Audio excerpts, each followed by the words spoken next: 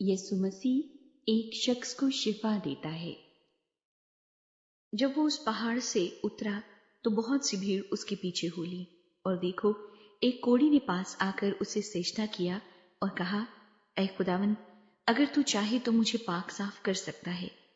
اس نے ہاتھ بڑھا کر اسے چھوا اور کہا، میں چاہتا ہوں تو پاک صاف ہو جا۔ وہ فوراً کوڑ سے پاک صاف ہو گیا۔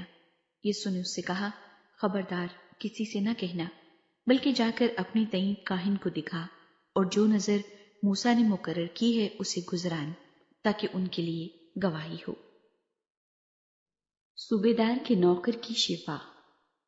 اور جب وہ کفرنہوم میں داخل ہوا تو ایک صوبیدار اس کے پاس آیا اور اس کی منت کر کے کہا، اے خداوند، میرا خادم فالج کا مارا گھر میں پڑا ہے اور نہایت تکلیف میں ہے۔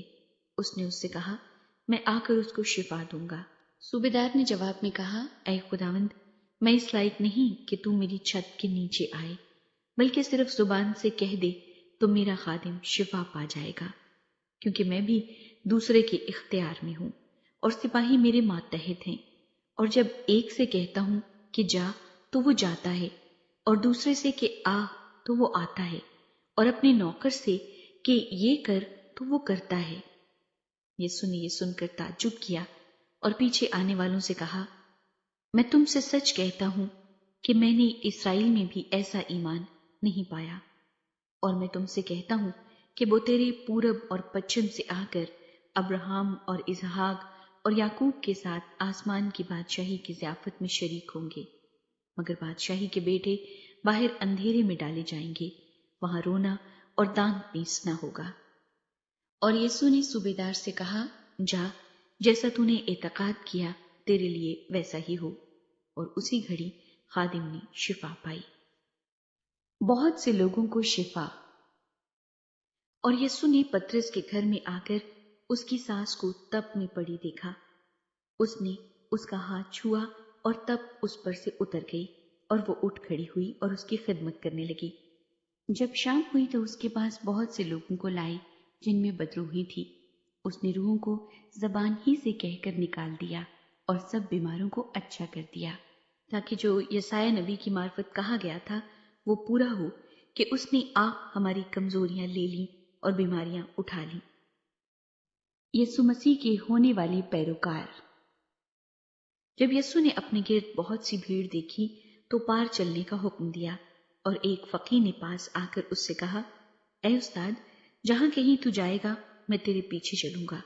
یسوع نے اس سے کہا کہ لومڑیوں کے بھٹ ہوتے ہیں اور ہوا کے پرندوں کے گھونسلے، مگر ابن آدم کے لیے سر دھرنے کی بھی جگہ نہیں۔